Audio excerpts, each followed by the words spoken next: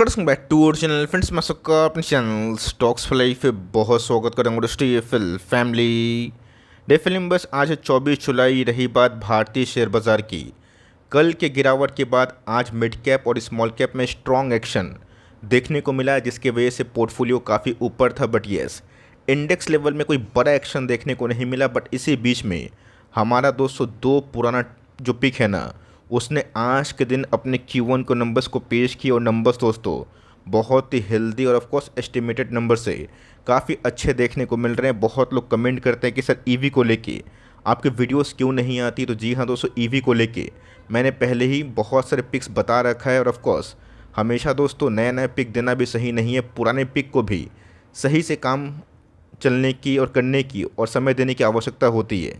इसी बीच में दोस्तों दो कंपनी ने मुझे काफ़ी अच्छा खासा रिवॉर्ड भी दिया। और of course long term point of view से एक कंपनी में अभी भी फॉर लॉन्ग टर्म इन्वेस्टर्स का मौका बन सकता है। चैनल फर्स्ट टाइम होंगे सब्सक्राइब कर सकते हैं इस तरह की क्वालिटी कंटेंट को सबसे पहले एक्सेस करने के लिए। Now without delaying any for time, let's begin.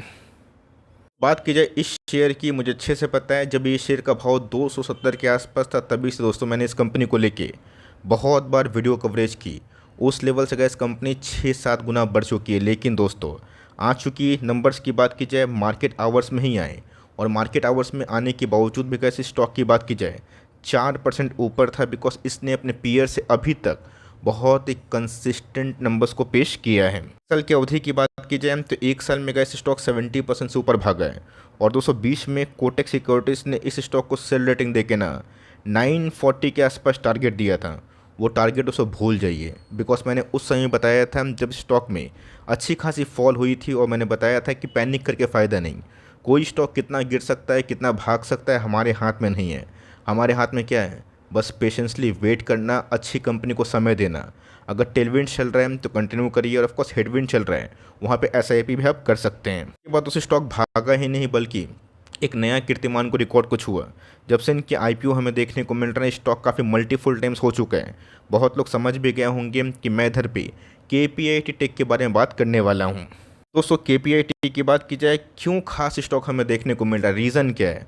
Because दोस्तों मैं देख रहा हूँ कि हर एक quarter to quarter, yearly point of view की बात की जाए, क्वार्टरली पॉइंट ऑफ व्यू की बात की जाए, इनके नंबर्स के संग इनके मार्जिन्स ना कंसिस्टेंट है। दोस्तों मैंने आपको बहुत बार बताया कि वो सब कंपनी को फाइंड आउट करें जिनके प्रमोटर की गाइडेंस सही है, और इनके प्रमोटर्स को मेरा सलाम, क्योंकि दोस्तों इन्होंने जो बोला वो डिलीवर किया।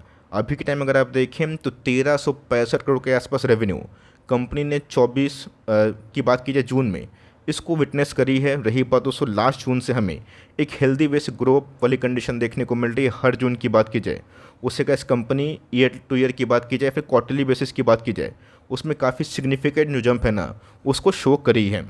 चीज़ तो नोटिस करिएगा जो कि बहुत ही इंटरेस्टिंग है, बहुत ही इंपॉर्टेंट है कि कंपनी के मार्जिन्स जो पहले कितने थे 18-19% के आसपास थे, और गैस कंपनी के प्रमोटर्स ने बोला भी था कि आने वाले कुछ क्वार्टर्स में इनके गाइडेंस 20-21% हो सकते हैं। और दोस्तों लगातार 3 क्वार्टर में कंपनी के जो मार्जिन्स है ना उसमें शानदार रिकवरी के संग कंपनी के प्रॉफिट बिफोर टैक्स के जो फिगर है वो देख के आप सही में चौंकने वाले हैं। बिकॉज हर एक फिगर में दोस्तों एक चीज़ कॉमन है, वो है ग्रोथ। और यही रीज़न है कि कंपनी ने अभी तक का अपना लाइफ टाइम रिकॉर्ड जो हाई है प्रॉफिटेबिलिटी का उसको शो कर दिया है। हाँ दोस्तों, अगर मुझे नीचे बेस जो प्रॉफिट का होता है अगर उसमें बढ़ोतरी हमें देखने को मिलती है, मैं पर्सनली बहुत खुश होता हूँ। और दोस्तों आज से 8 क्वार्टर पहले ना, जब कंपनी की बात की जाए 1 2 3 4 5 6 7 8 क्वार्टर पहले का इस कंपनी मात्र 100 करोड़ से नीचे का प्रॉफिट करती थी। उसके बाद 100 करोड़ का बेस बनता हुआ देखने को मिला, और उसके बाद दोस्तों अभी तो हद होते हुए देखने को मिल रही। कंपनी के पैट के फिगर आप देख सकते हैं कि सिग्निफिकेंटली काफ़ी हाई है, 134 से 204, मतलब मैसिव। दोस्तों क्वार्टरली फ्रंट की बात की जाए 166 से उसमें भी हमें एक तगड़ी उछाल देखने को मिल रही है। तो कंपनी का इस हर एक फ्रंट में ना निवेशक को बहुत ही माला माल कर रही है, और यही रीज़न है कि लॉन्ग टर्म इन्वेस्टर्स को अभी भी इस कंपनी को आराम से बिना किसी झिझक के और ऑफकोर्स बिना किसी पैनिक के आप कंटिन्यू कर सकते हैं। यहाँ पर दोस्तों एक और भी बड़ी अपडेट हमें देखने को मिलती है। अच्छी कंपनी वो नहीं होती है कि सिर्फ और सिर्फ ग्रोथ ही करते जाए। अब बहुत सारी कंपनीज ग्रोथ तो करती है, मैं अप्रिशिएट करता हूँ, लेकिन उनको अगर सही एक्विजिशन मिलती है ना अपने बिजनेस को एक्सपेंड करने का, ईवी में तो क्या इस कंपनी काम कर रही है, सर्विस किसको देती है, सॉफ्टवेयर बेस्ड कंपनी है। सर्विस जितने भी इलेक्ट्रिक व्हीकल्स है ना उन्हीं को ही कंपनी देती है। और मैंने आपको हमेशा बताया कि ईवी का जो बूम हमें देखने को मिल रहा है और ख़ासकर ऑटो सेक्टर में जो तेज़ी हमें देखने को मिल रही है, आप इसको इग्नोर नहीं कर सकते। और हमें दूसरे सॉफ्टवेयर आईटी कंपनी से ज़्यादा ना इस कंपनी को देखने की आवश्यकता है कि जो ईवी में काम कर रहे हैं क्लाइंट बेस। तो यहाँ पे क्या इस कंपनी ऑलमोस्ट 26% के आसपास जो स्टेक है ना एनओडीएम एजी मतलब एन ड्रीम में, जो कि आप बोल सकते हैं कि एक सॉफ्टवेयर बेस्ड कंपनी है जो कि गेमिंग में काम करती है, उसको एक्विजिशन देखने को मिल रही है जो पहले 13% के आसपास थी, जो बढ़ के 226% के आसपास हो चुकी है। तो बताइएगा कमेंट बॉक्स में ज़रूर कि इस कंपनी को आपने किस लेवल पे होल्ड किया, बिकॉज यस एक कीर्तिमान रिकॉर्ड हमें देखने को मिल रहा है। कंपनी 250,000 करोड़ की जो मार्केट कैप है ना उस पे आते हुए देखने को मिल रही है, जो अपने आप में ही एक बहुत बड़ी उपलब्धि आप मान सकते हैं। रही बात उस स्टॉक का पी का 76 के आसपास है, जो महंगा तो ज़रूर है बट कंपनी के आरओसी और आरओई भी ना उस हिसाब से काफ़ी तेज़ देखने को मिल रहे हैं। तो कंपनी अगर अच्छी होती है थोड़ा प्रीमियम डिजर्व करती है। आपने देखा कि टाटा टेक के नंबर्स भी हमारे सामने आए, वो नंबर्स थोड़े बहुत फीके थे, बट दोस्तों जिस हिसाब से कंपनी ने अपने नंबर्स को पेश किए हैं ना, ये बहुत ही शानदार नंबर्स मैं इसको कंसिडर करूँगा। जी तो नोटिस करिएगा कि प्रोमोटर्स की होल्डिंग इस कंपनी में ऑलमोस्ट 40% के आसपास है, जो पिछले कुछ समय से अनचेंज्ड है।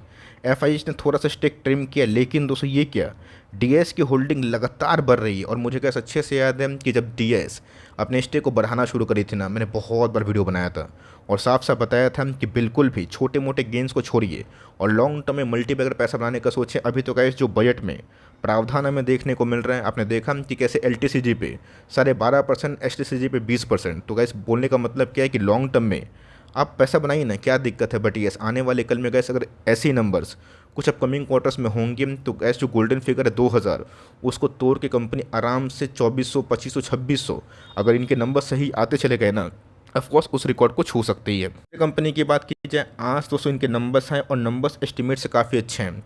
जिनको बिलो 1000 एक शानदार ईवी टाइप कंपनी में निवेश करने का मन है इस कंपनी को आप आराम से ट्रैक कर सकते हैं। आज भले ही कंपनी हमें 1.5% के आसपास फॉल में मिली है। साल की बात की जाए तो एक साल में दोस्तों स्टॉक में 18% के आसपास तेजी है, लेकिन आईपीओ के बाद स्टॉक 50% क्रैश हुआ था, स्टॉक 400 के लगभग आया था। और मैंने उस दिन भी गाइस बहुत बार वीडियो बना के इंकरेज किया था कि इस कंपनी को आप लॉस में ना बेचें। भले ही प्राइसी वैल्यूएशन है बट कंपनी के अर्निंग्स ना काफ़ी सॉलिड आते हैं। ये मैं देखने को मिला स्टॉक की लिस्टिंग के बाद स्टॉक डबल हुआ, उसके बाद उस स्टॉक फिर से उस लेवल पे आता हुआ देखने को मिला। मुझे कैसे अच्छे से मुँह जवानी याद है, मैंने इन सब लेवल्स पे बहुत बार वीडियो बना के इनकरेज किया था। अभी तो गैस उस लेवल के बाद कंपनी ऑलमोस्ट 70% के आसपास चढ़ चुकी है। स्टॉक का नाम अगर आप देखें सोना बीएलडब्ल्यू प्रोसेसिंग फॉर्जिंग लिमिटेड। सोना बीएलडब्ल्यू अगर आप लेके रखें तो अच्छी बात है, शानदार बात है। नहीं लिए हैं तो आप देख सकते हैं कि लेवल्स क्या होंगे। इसके अलावा अगर आपने टालब्रोस को लिया है ऑटो इंसिलिटी में दोस्तों, अगर इसके अलावा आपने यूनो मिंडा को लिया है तो सारे के सारे अच्छी कंपनी है। बट इस कंपनी की खास बात क्या है कि ईवी में ट्रैक्शन ना काफ़ी हाई है और बड़े बड़े क्लाइंट्स हमें देखने को मिलते हैं। तो गैस ब्लूमबर्ग का जो भी एस्टिमेट था रेवेन्यू की फिगर में वो बीट होता हुआ देखने को मिल रहा है। एबिटा के फिगर में भी हमें उछाल देखने को मिल रहा है। मार्जिन्स भी गैस एक्सपैंड होते हुए देखने को मिल रहे हैं। रही बात गैस कंपनी के पैट के फिगर की ना, उसमें भी उपलब्धि हमें दिखाई दे रही है। जी हाँ दोस्तों, कंपनी की बात की जाए नो डाउट एक शानदार कंपनी है। 40,000 करोड़ के आसपास की मार्केट कैप है। मुझे इस कंपनी में वो सब चीज़ दिखाई पड़ता है जो ट्यूब इन्वेस्टमेंट की बात की जाए, शेफलर इंडिया की बात की जाए और वेरियस कंपनी जो अपने आप में ही एक मल्टीबैगर बनी है और जिसके कंसिस्टेंट अर्निंग्स हैं। रही बात कंपनी के प्राइस टू अर्निंग मल्टीपल की 74, जो महंगा तो है बट कंपनी के आरओसी आरओई काफ़ी इनलाइन दिखाई देते हैं। हाँ दोस्तों, पिछले कुछ समय से कंपनी के जो भी नंबर्स हमने देखे, आपको मैंने दिखाया ना कि कंपनी के जो प्रॉफिटेबिलिटी है बहुत ही शानदार वे से ग्रो हुए हैं।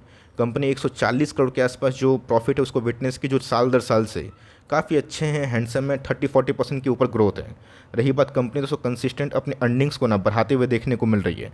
कंपनी के पैट के फिगर की बात की जाए उसमें भी हमें बढ़ोतरी देखने को मिल रही है। तो जिन्होंने गैस इस फिगर को देखा वो बिल्कुल ही पैनिक नहीं हुए। कंपनी अगर प्राइस वैल्यूएशन में है तो यस थोड़ी बहुत तो फ्रॉड जो था वो निकलेगा, लेकिन यस अगर कंसिस्टेंट है ना आपको चिंता करने की आवश्यकता नहीं होनी चाहिए। कंपनी की बात की जाए तो कंपनी के पास 2000 करोड़ के आसपास रिजर्व्स हैं, जो काफ़ी अच्छा है।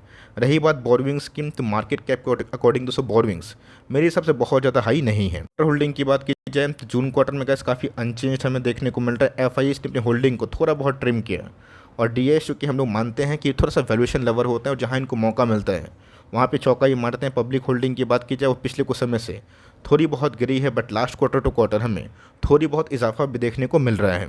दोस्तों कंपनी की बात की जाए अभी भी अपने टॉप से जब ये टॉप बनाया था लिस्टिंग के बाद उस लेवल को नहीं छुए हैं। तो जी हाँ गाइस, शायद इस नंबर्स के बाद कंपनी में थोड़ी बहुत तेज़ी देखने को मिले। और ऑफकोर्स अगर गिरता है तो कोई दिक्कत वाली बात नहीं। आप long term investment point of view से, ईवी के पॉइंट ऑफ व्यू से इस कंपनी को ऑटो इंसल्डी में काउंट कर सकता है। लेकिन यस, छोटी मोटी फॉल से अगर आप पैनिक करते हैं तो क्या शेयर बाज़ार आपके लिए नहीं है। लेकिन आप इससे बॉदर नहीं करते हैं और लॉन्ग टर्म इन्वेस्टमेंट जानते हैं तो आप इस कंपनी को होल्ड करें। बिकॉज मेरा ऐसा मानना है कि 750 के बाद कंपनी पुराने हाई को तोड़ के जिस दिन ऊपर निकलेगी ना, कंपनी 1000 के भाव पे, 1200 के भाव पे आने वाले एक आध 2 साल 3 साल में जा सकती है। और सब कुछ सही रहा तो कंपनी हम लोग के अनुमान से भी काफ़ी अच्छे नंबर्स पेश करने के बाद शायद उस रैली को और भी बीट कर सकती है। आपको दोस्तों दोनों कंपनी में से कौन सी कंपनी पसंद है और कौन सी कंपनी में निवेशित है तो कमेंट बॉक्स में बताइएगा ज़रूर। वीडियो अच्छी लगी तो प्लीज़ लाइक करिएगा। चैनल फर्स्ट टाइम होंगे सब्सक्राइब करके बेल आइकन को प्रेस करना भी ना भूलिएगा। दोस्तों मिलते हैं जल्दी ही, तब तक के लिए bye. Thanks for listening friends, God bless you all.